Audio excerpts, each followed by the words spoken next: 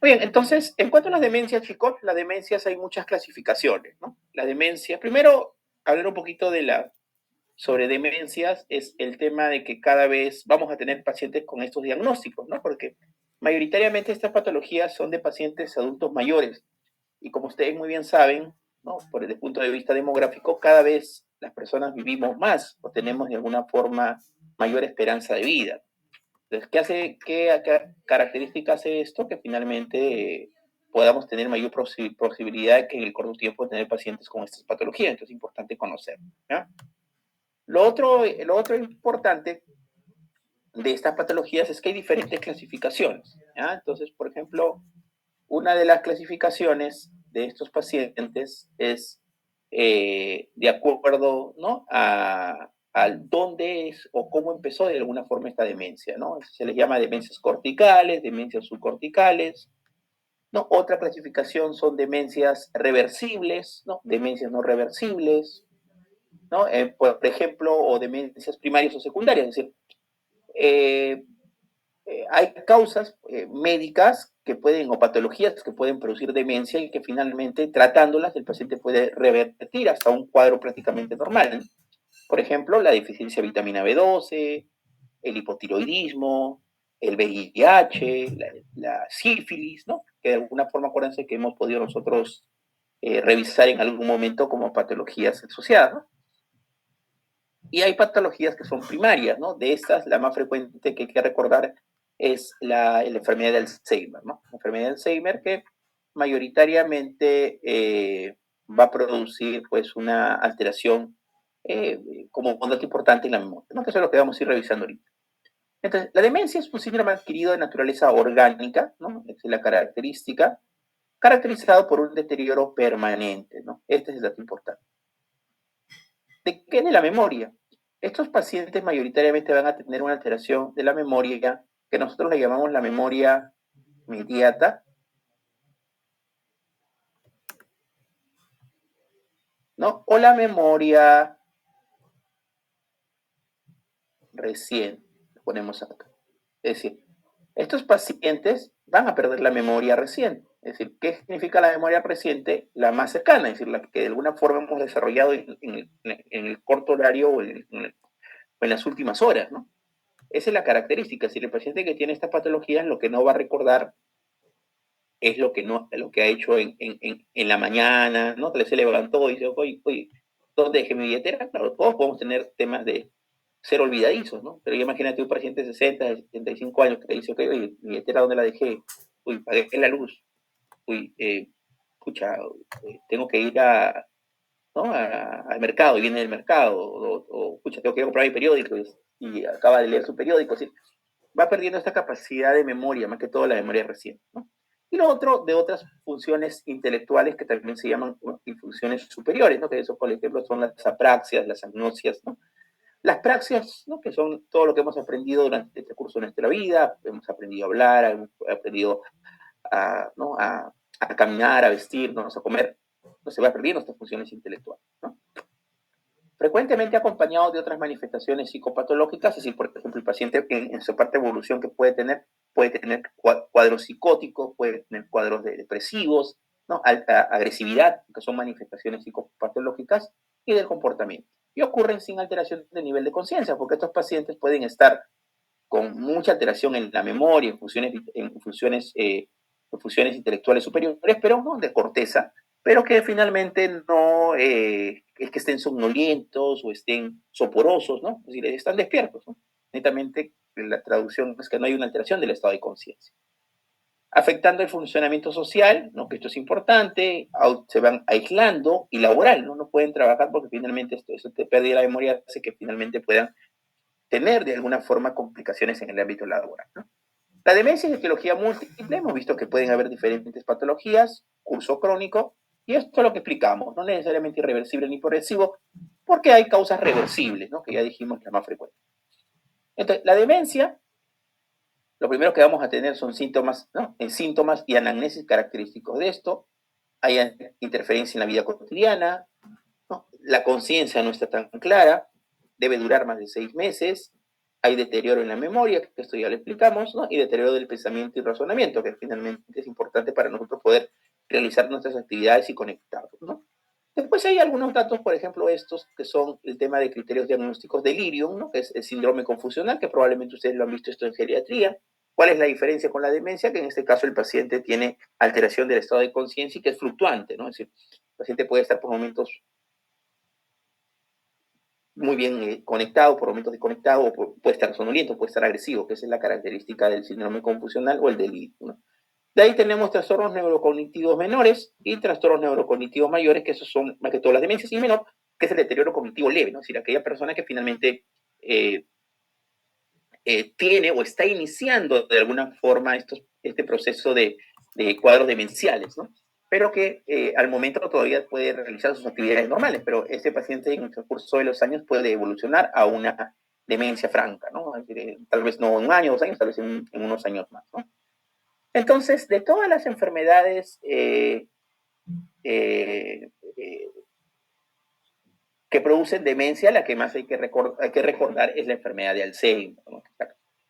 ¿Por qué? Porque es la más frecuente, ¿no? Tanto a nivel mundial como en el Perú, ¿no? Es una demencia degenerativa primaria, inicio insidioso, curso progresivo. Acá como vemos, ¿no? Memoria. Importante. Memoria. Siempre esto, el dato importante acá que nos van a dar o lo refuerzan es la memoria. Y síntomas no cognitivos que ya vimos, ¿no? Depresivos y psicóticos y trastornos del comportamiento, que esta es la característica de esta patología del Alzheimer, ¿no? Generalmente la mayoría de estos pacientes comienzan después de los 60, 65 años de esta patología.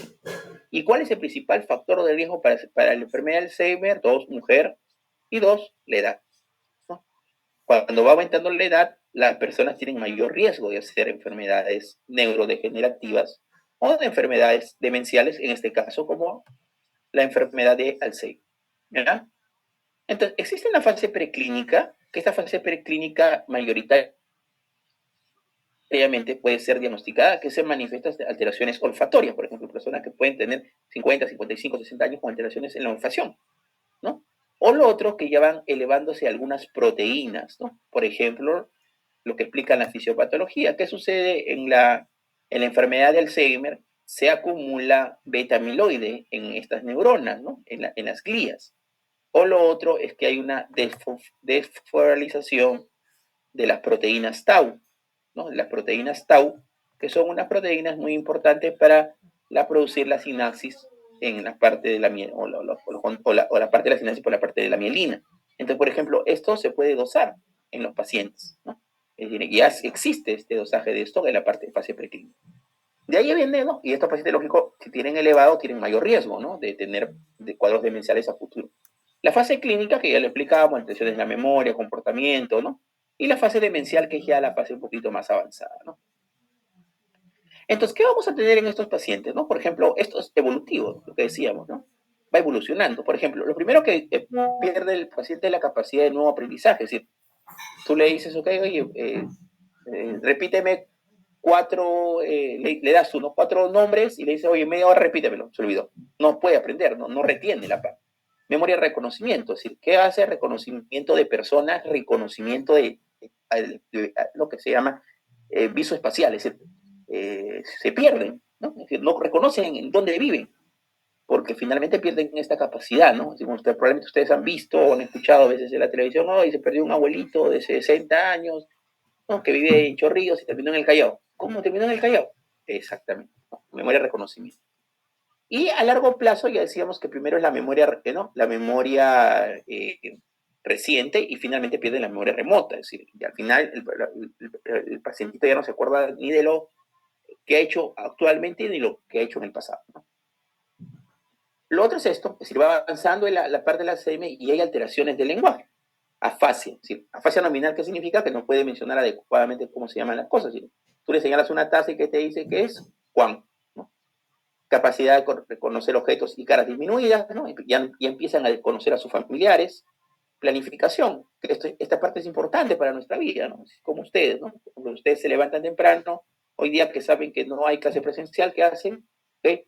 Tal vez su desayuno, se dan un baño, tal vez van leyendo ya un poco ya sus libritos de neurología para la clase, ¿no? Almuerzan, saben que la clase es a la 1, que se van preparando, ¿no? tal vez tiene que hacer más tarde, eso.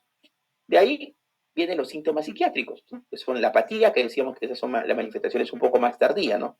Síntomas depresivos, alucinaciones, agresividad, trastornos del sueño, ¿no? Que es cuando la enfermedad va avanzando. Y finalmente viene esta última fase, que ya son síntomas neurológicos per se. Rigidez, incapacidad para la marcha, para disfunción reflejo primitivo. ¿Sí?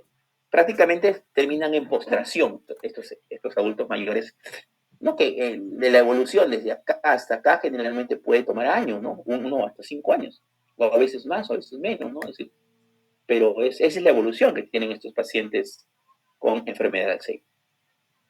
La segunda causa de demencia son las demencias vasculares.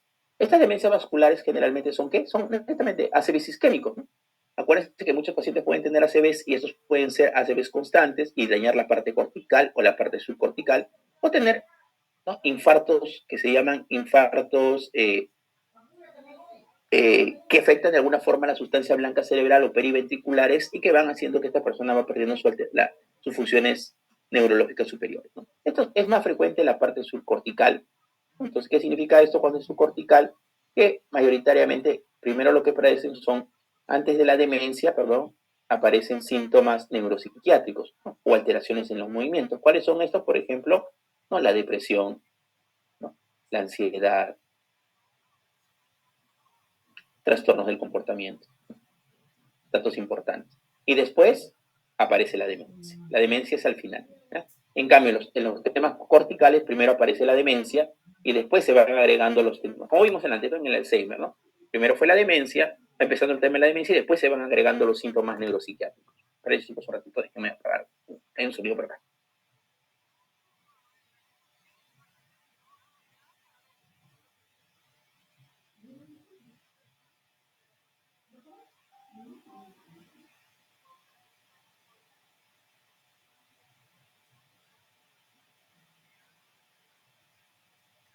Ok, seguimos. Entonces, decíamos que esto era, ¿no? Entonces, pueden ser isquemias, hipoxias o hemorragias, ¿no? Y finalmente esto va a producir cuadros, ¿no? De demencia, ¿no? Demencia, sean corticales o demencia subcorticales, ¿no? La diferencia, ¿cuál es?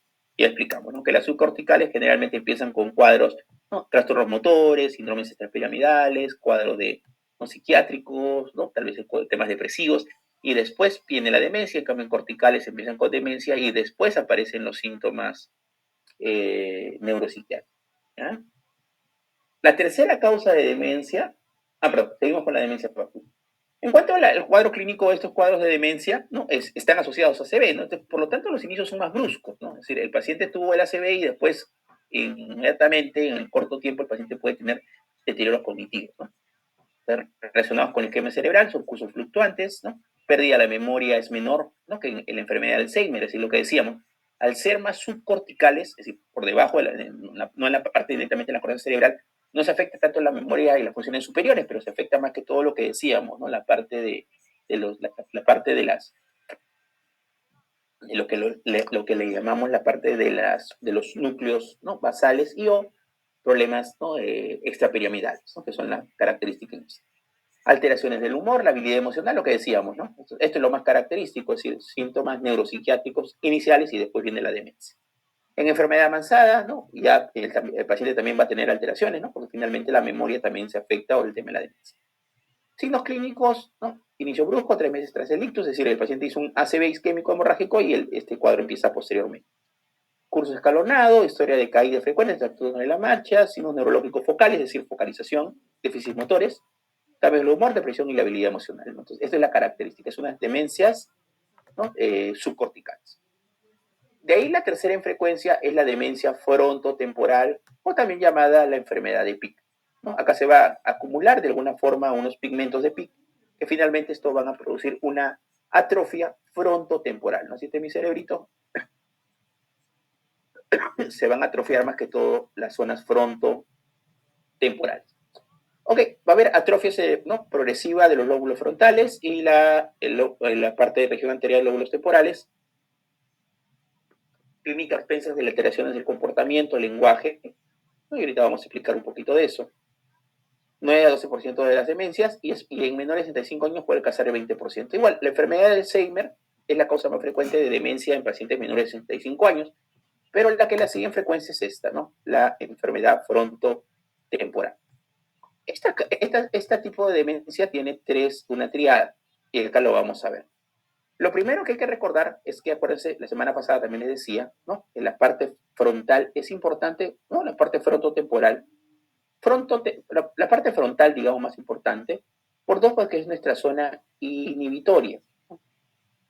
Y que mayoritariamente acá también tenemos las zonas motoras del habla, ¿no? Entonces, estos pacientes mayoritariamente van a tener una triada. ¿Cuáles son estas? Acá está, ¿no? Pérdida de la capacidad evolutiva, desinhibición social, ¿no? Acá está. Por lo tanto, ¿qué van a tener? Trastorno del comportamiento. ¿Ya? Este es uno de los procesos de la triada. La amnesia, en este caso, no es tan frecuente inicial, es decir, lo que más va a predominar es este trastorno del comportamiento. Después de esto, ¿qué se va a agregar? Alteraciones afásicas, que está acá, ¿no? Gran esfuerzo en el habla, errores fonológicos, ¿no? Comprensiones, fusiones cognitivas conservadas al principio, ¿no? Al principio, la atrofia, y finalmente, al final sí va a haber alteración de la comprensión fluida, ¿no? Deterioro cognitivo, degeneración del lóbulo temporal anterior bilateral, ¿no? Entonces, ¿cuál es la triada de esta patología? Trastornos del comportamiento, 1, trastornos del habla o afasias, 2, y tercero, que es la parte final, que ya es la demencia. ¿Ya? Esa es la triada de la enfermedad de Pick. La cuarta demencia en frecuencia es la enfermedad de cuerpos de Levy, ¿no? Esta enfermedad de cuerpos de Levy, como vemos acá, lo que se van a acumular son cuerpos de Levy en la parte mayoritariamente de la corteza cerebral, ¿no? Es decir, es muy característico. Hay dos patologías que están relacionadas con los cuerpos de Levy en la parte neurológica. Uno que vamos a ver ahorita, que es la demencia por cuerpos de Levy, y el otro que es el Parkinson, ¿no? Algunos especialistas en estos temas consideran que es una misma enfermedad. ¿Cuál es la diferencia? Que la enfermedad por cuerpos de Levy es una manifestación inicial de la corteza y la de Parkinson es subcortical. Y acá es porque lo que explicábamos en antes, ¿no? Por ejemplo, en la enfermedad de Levy, ¿qué va a haber? Hay una triada. ¿Cuáles son estas? Alucinaciones visuales. 2, parkinsonismo, es decir, el paciente va a tener movimientos como si fueran el tema del Parkinson, y 3, demencia. En cambio, en el Parkinson, ¿cómo es? En el Parkinson, el paciente que va a tener primero parkinsonismo puede tener cuadros de depresión, ¿no? Alteraciones en el comportamiento, puede tener alucinaciones, y en el tiempo pueden hacer demencia. Esta es la diferencia, ¿ya? Entonces, en los cuerpos de Levy, ¿qué es lo más característico? Lógico, las alteraciones visuales, ¿no? O las alucinaciones visuales, el parkinsonismo y finalmente la demencia. Entonces, acá está. Entonces, ¿qué vamos a tener acá? Rasgo central, demencia, ¿no? Tareas atencionales, ejecutivas, visoespaciales más que afectan, movimientos anormales, alucinaciones visuales, acá está el segundo dato importante, ¿no? Fluctuación de nivel de conciencia, signos motores parkinsonianos. Entonces, acá están los 3 datos que estábamos describiendo como la parte importante de la triada de la enfermedad de cuerpos de Levy, ¿no? Y otro dato importante que lo mencionan es esto, ¿no? Que empeoran con los neurolépticos, ¿no? La mayoría de, tanto la enfermedad de Alzheimer como la enfermedad de Pick, tienden a la parte de manejo neuropsiquiátrico de estas enfermedades, mejoran con neurolépticos, estos empeoran, ¿no? Empeoran. Muy bien, entonces, esto es envejecimiento fisiológico de demencia, netamente es para el conocimiento, y hay diferentes pruebas que se pueden hacer. Esto es lo recomendable, chicos, es que lo realicen en sus pacientes hospitalizados, ¿no? Porque finalmente esto va a ser un poco difícil que lo podamos ver netamente en la parte de la teoría, ¿no? Pero lo que sí hay que entender es esto, ¿no? Las puntuaciones, ¿no? Es decir, estas pruebas pueden tener hasta un máximo de 30 puntos, acá lo vamos a poner, y evalúan diferentes esferas, ¿no? Ese es el Mini Mental Station Examination, el MC3, ¿no? Evalúan la orientación, ¿no? Por ejemplo, qué se le dice al paciente, ¿no? En qué año estamos, en qué estación, la fecha, día, ¿no? En qué mes estamos, ¿no? Dónde estamos, dónde nos encontramos.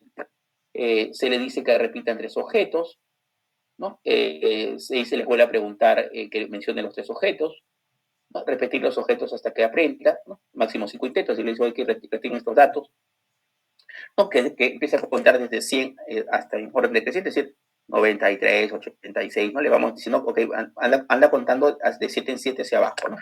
Deletrea de atrás hacia palabra mundo, ¿no? O de N UM, ¿no? La que se utiliza, y esto generalmente se le da el puntaje. Memoria, ¿no? Que preguntar los 3 objetos previamente repetidos, ¿no? Que se le explicamos acá.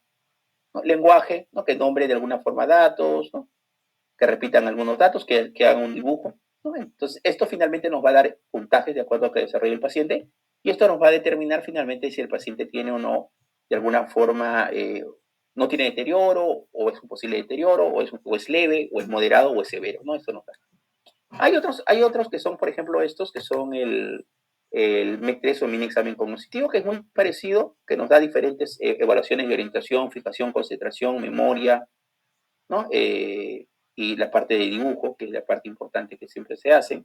El test de Pfeiffer, ¿no? Que es un poquito más corto, ¿no? Que también nos permite lo mismo, evaluar de alguna forma la parte de la parte de restricción de memoria. Y el test de reloj, acuérdense que decíamos que lo que pierden mucho es el espacio visoespacial, ¿no? Entonces, ¿qué hacen? Lo que sucede, desgraciadamente, es que no te van a dibujar. Es decir, si uno le dice, ok, dibújame un reloj, probablemente todos vamos a hacer, aunque dibujemos feo, vamos a hacer esto, ¿no? Es decir, vamos a poner, ¿no? La parte, ¿no? Del grande de la parte de la hora, el minutero, y vamos a poner en forma ordenada todo lo que es esta parte de los números, que generalmente es lo que nosotros tenemos que mínimo dibujar, porque nos piden que dibujemos un reloj, ¿no?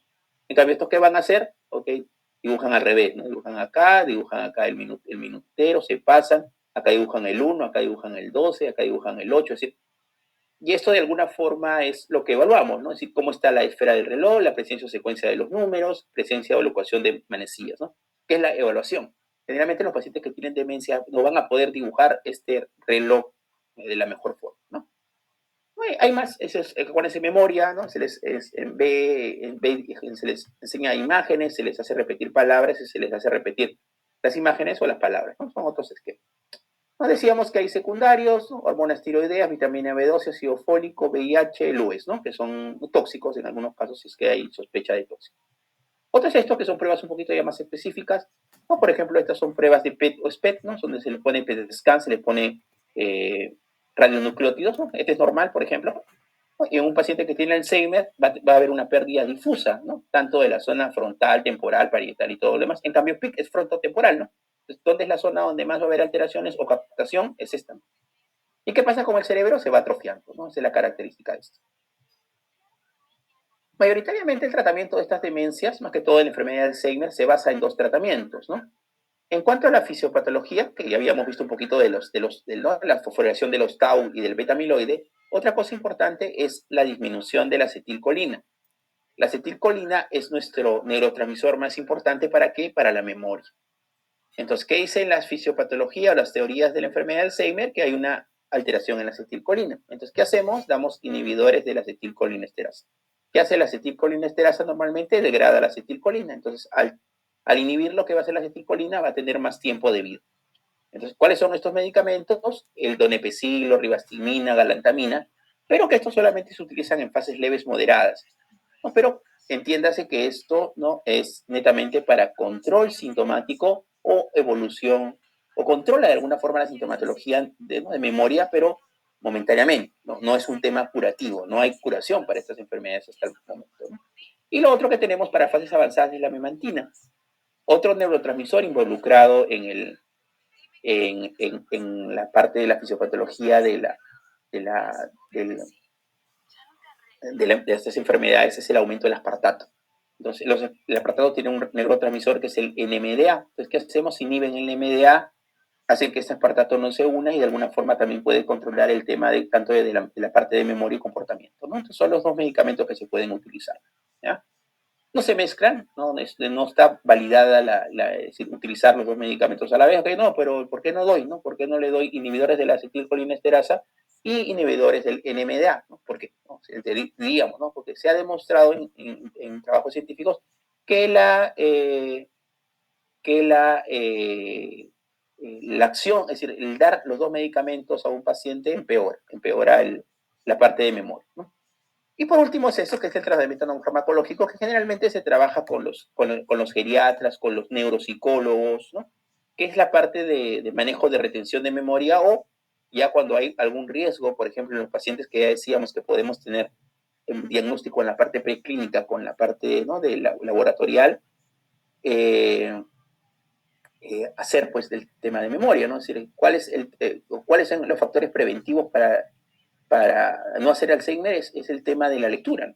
Es decir, las personas que leen más o que tienen mayor grado instructivo tienen menor riesgo de ser Alzheimer que las personas que han leído menos o que tienen menos grado instructivo. Entonces, se fortalece de alguna forma la parte de memoria y retención y todo esto que se trabaja con los neuropsicólogos, ¿no? Con los neuropsicólogos. Chicos, muy bien. Esta es la cuarta clase de hoy. No sé si hay alguna pregunta, alguna duda, chicos, sobre esta parte, para ya terminar con la última clase de hoy, que es la parte de tumores, que es un poquito más rápida. ¿Dudas, preguntas, comentarios, chicos? ¿Todo claro? Todo claro, doctor. Ok. Ok, entonces pasamos a la última clase, ya de hoy. Antes de acabar, explicamos un poquito. En la parte de tumores, chicos, lo que más nos interesa, vamos a hacer un poquito el tema de resumen acá. ¿O qué es lo que preguntan? Lógico, muy aparte del examen que yo les voy a hacer. ¿Qué es lo que les preguntan en los exámenes nacionales de salud, del ENAM, de residentado en cuanto a tumores cerebrales? Es que ustedes conozcan frecuencias de tumores cerebrales. Acá vamos a hacer como un cuadrito para que ustedes puedan entender mejor. ¿Ya? Por ejemplo, vamos a dibujar acá. Niños y adultos. ¿Ya? El resumen, que es lo más importante de la clase. Por ejemplo, niños, ¿no? Tumores benignos, primero lo ponemos B, y tumores malignos, igual acá. Adultos benignos y adultos malignos. Y lo otro es ubicación. Para la ubicación, ¿qué es importante? Para que entender un poquito mejor eso. Generalmente se habla del tentorio, ¿no? Supratentorial, infratentorial. Supratentorial, corteza, y la parte infratentorial mayoritariamente es el cerebelo, algunos no lo consideran así, y el tronco cerebral, ¿no? Entonces, esto es importante. ¿Por qué? Porque los niños, los tumores más frecuentemente que son infratentoriales. Son más que todo cerebelosos. Esa es la característica, ¿no? O de tronco. En cambio, los adultos, más que todo, que son supratentoriales, ¿ya? Vamos al resumen. En los niños, los tumores más frecuentes son los astrocitomas. Los astrocitos, ¿ya? Y en los adultos son los gliomas, es decir, son los tipos histológicos, ¿ya? En cuanto a la parte de niños, el tumor benigno más frecuente es el astrocitoma pleilocítico, que después lo vamos a ver. Estos tumores generalmente son cerebelosos, porque dijimos que eran infratentoriales, y son benignos. Mayoritariamente se hace cirugía y se curan. Y el tumor maligno más frecuente en los niños es el meduloblastoma. Y los tumores cerebrales en los niños son los segundos tumores más frecuentes. El primer tumor frecuente son los hematológicos.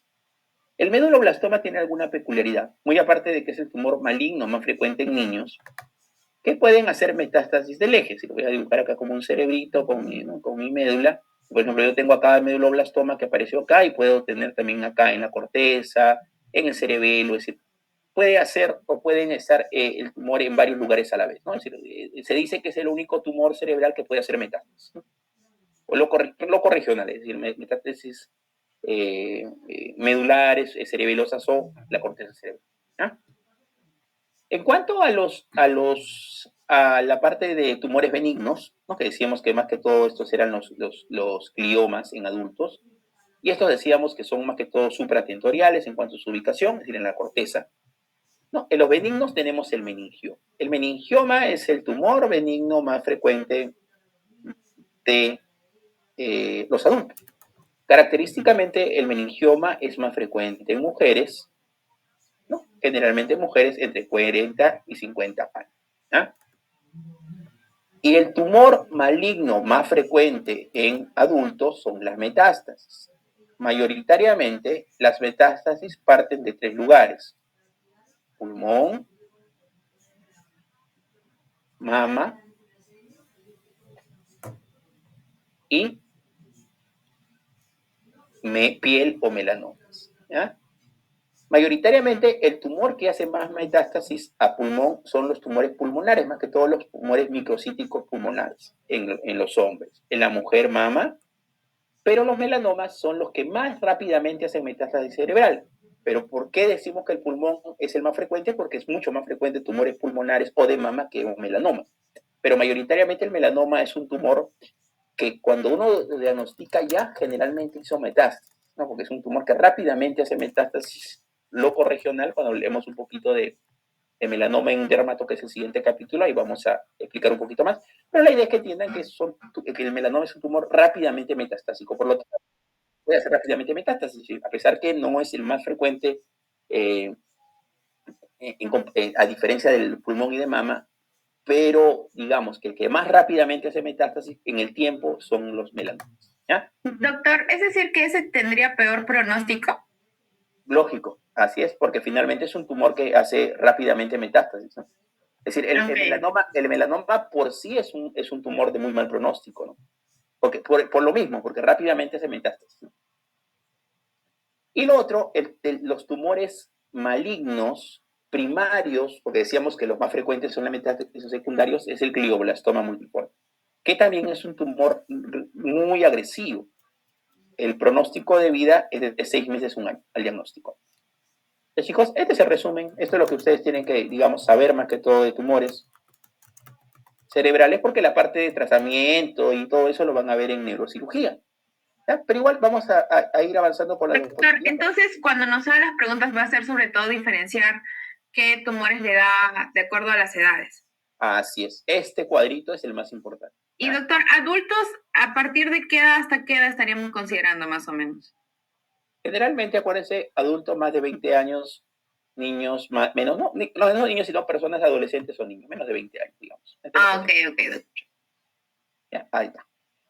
Para que tenga un poquito más. Ok, repasamos. Entonces, ¿qué decíamos en la parte de la epidemiología? Miren, los tumores encefálicos primarios son el 5 al 15% son primarios. El 85%, por lo tanto, que son metástasis, ¿no? Es decir, de acá ya viene la parte explicativa, ¿no? Los tumores de alguna forma pueden ser supratentoriales, ¿no? Gliomas, glioblastomas, meningiomas, pituitarios, que esto no lo vamos a ver porque ya lo vimos en la parte de endocrino, no vamos a preguntar. Y la metástasis más frecuente que los primarios, lo que decíamos, ¿no? ¿Cuáles son los más frecuentes? Pulmón, mama, melanomas, ¿no? Acá está, ¿no? ¿Y cuáles son las clínicas que van a traer estos? Convulsiones y pares, ¿ya? Oye, hay una clasificación OMS, esto es importante, ¿no? Porque finalmente, de acuerdo a esto, nosotros vamos a poder, por ejemplo, los de grado 1, que son los astrocitomas pielocíticos, generalmente son muy de buen pronóstico, son benignos, digamos. El grado 2 y el grado 3, que están acá, son de un pronóstico intermedio. Y este grado 4, que es el glioblastoma multiforme, es un tumor, ¿no?, de muy mal pronóstico, ¿no? Entonces, esto nos sirve un poquito para diferenciar, ¿no? Es decir, de acuerdo al pronóstico, ¿ya? Clínica, ¿cuál es el síntoma más característico? La cefalea es el síntoma más característico en los pacientes que tienen tumores primarios o metastásicos. Pueden hacer hipertensión endocraniana, de ahí cuadros de convulsiones, cambios conductuales o cambios neurológicos focales, ¿no? Focalizaciones, que son los síntomas más importantes. Esto ya dijimos, esto va a depender mucho. En los adultos más que todo son supratentoriales, en los niños más que todo son acá, ¿no? Tronco encefálico y cerebelo. Y hay un tipo de tumor que se llama el neurinoma del acústico, ¿no? Del acústico o schwannoma, que es lo mismo. Ahora actualmente se le llama schwannoma, que es un tipo de tumor que afecta al ángulo ponto, ¿no? Ponto cerebeloso. Por lo tanto, esto produce patología cerebelosa, punto cerebeloso, es decir, ataxias, trastorno de la marcha, y puede comprimir al octavo par craneal, por lo tanto puede también producir problemas auditivos, ¿no? Entonces, esto es un tipo de tumor que puede afectar al sistema vestibular, ¿no? Que son los schwannomas o neurinomas del acústico. Ahora se les llama schwannomas, ¿no? Antes les conocía como neurinomas del acústico. ¿De qué decíamos los astrocitomas, ¿no? Que son de alguna forma los tumores derivados de la línea astrocítica, ¿no? Y decíamos que acá teníamos el astrocitoma pielocítico, que según la clasificación de OMS es de grado 1, y decíamos que es el tumor más frecuente en niños, ¿no? Este es el tumor más frecuente en niños y que afecta más que todo el cerebro. Y que el pronóstico es muy bueno. Esa es la característica que describimos de esto, ¿no? Acá está, un cerebro. Acá está, ahí afecta, ¿no? De ahí tenemos el astroma fibrilar, que es grado 2, ¿no? Este es mayoritariamente ya no en tan niños, es en pacientes jóvenes, ¿no? 20, 30 años, ¿no? Y que estos tienen de alguna forma un peor pronóstico, ¿no? Peor pronóstico. La sobrevida media de estos pacientes es de 5 años, y que mayoritariamente no tienen una buena evolución con cirugía, ¿no? A diferencia del grado 1 o al astrocitoma pielocítico, que dijimos que estos mayoritariamente con el tema quirúrgico van bastante bien, ¿no? De ahí tenemos esto que decíamos que mientras van avanzando, grado 3 y grado 4 son de peor pronóstico. Estos son en pacientes mayores, 40, 50 años, y son muy malignos, ¿no? Tienen crecimiento muy rápido. Miren, la sobrevivencia del glioblastoma, ¿cuánto es? 1 año. Y del astrostoma anaplásico, 2 años. Entonces, estos pacientes, desgraciadamente, rápidamente fallecen, ¿no? De ahí tenemos esto, que son otro tipo de tumores, que son los oligodendrogliomas, que preguntan sobre este tumor dos cosas, ¿no? ¿Cuál es el tumor más epileptógeno? Primario, oligodendroglioma, ¿no? Ahí está la característica. Por acá creo que está. Acá está. Son más epileptógenos que los astrocíticos. Y lo otro que son, característicamente, se calcifican. Entonces, estos dos datos son importantes, ¿no? Si te dicen cuál es el más epileptógeno, cuáles son los que se calcifican, son los oligodendrogliomas. ¿Ya? Muy bien, el meningioma que dijimos que era el tumor, es un origen de células aracnoideas, ¿no? Por la parte de los meningiomas, ¿no? Más que todo de la dura madre y de la aracnoides y de la pía madre, raro que sea de la dura madre, que son tumores benignos, ¿no? Es lo más característico, lo que decíamos, que está relacionado más a mujeres, aumenta con la edad, ¿no? Generalmente, en la mayoría de veces es un hallazgo, se le hace a un paciente una tomografía por algún motivo que se le encuentra una masa bien delimitada, ¿no? Y generalmente, con el tratamiento quirúrgico, son curativos, ¿no? Depende del tamaño, ubicación, muchos de ellos se observan, se monitoriza, y si de alguna forma es grande o está comprimiendo estructuras importantes, es quirúrgico, ¿no? Pero son benignos, ¿no? Los meningiomas. Muy bien, creo que eso es lo más importante, chicos. Lo demás ya es un poquito más de la parte de neurocirugía, que por el momento no nos va a interesar, sino netamente lo que estábamos explicando. Chicos, muy bien. Con esto acabamos la parte de neuro. Déjenme un ratito mostrarle un poquito las clases, chicos, para que ustedes puedan ya ir revisando, ¿sí? A ver, la semana pasada hicimos clase 1, enfermedad cerebrovascular, que abarca infarto y hemorragia, que esto es una sola clase, igual tienen 2 diapositivas para estudiar. Hoy hemos hecho epilepsias, hemos hecho infecciones, hemos hecho cefaleas, hemos hecho demencias y tumores cerebrales. La otra semana, que es la última semana en neuro, vamos a hacer neurodegenerativas, neuromusculares, manifestaciones neurológicas, enfermedades sistémicas y traumatismos craneoencefálicos, hipertensión endocránea. Hemofilias y policitemias son temas más hematológicos, no sé qué hacen acá, 13 y 14 no van a entrar al examen. Y la clase 15, que es estudio de apoyo al diagnóstico, se las dejo, pero eso generalmente lo estamos viendo en cada tema, ¿no? Es decir, hemos hablado sobre la tomografía, hemos hablado sobre la resonancia, sobre la función lumbar, hemos hablado sobre el electroencefalograma, ¿no? Entonces, eso netamente queda para ustedes para el tema de ayuda al diagnóstico. Entonces, la otra semana nos quedan prácticamente 4 o 5 clases. Chicos, vayan estudiando. Ya las notas, sí, las notas de teoría ya están en el sistema. Recién el doctor Castro me ha enviado ayer las notas de práctica, que ya las voy a ir subiendo, y el hospital todavía no me envía. Si van al hospital, chicos, no se olviden decirle a su coordinador para que me envíe las notas, ¿ya? Más que todos los delegados. Chicos, muy bien, No sé si hay alguna pregunta, chicos, dudas sobre el tema de lo que hemos desarrollado hoy día, de la parte de tumores, sino para ir acabando. No, doctor, pero en la clase lo va a subir, ¿no, doctor? ¿La clase? ¿Cuál clase?